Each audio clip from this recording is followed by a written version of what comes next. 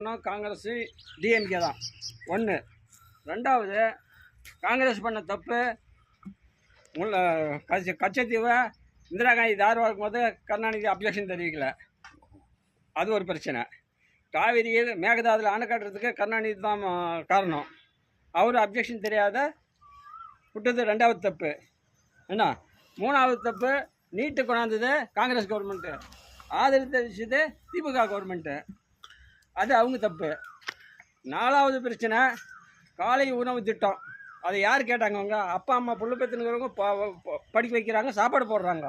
இவனுக்கு அது தேவையா? இன்றைக்கி ஒரு ஆளுக்கு, ஒரு பொம்பளைக்கு 300 வேலைக்கு போனால் 300லேருந்து 400 ரூபா கூலி. ஏன்னா அவங்களுக்கு 1000 ரூபா உதவி தொகை எதுக்கு? அது கவர்மெண்ட்டு தேவையில்லாத இது.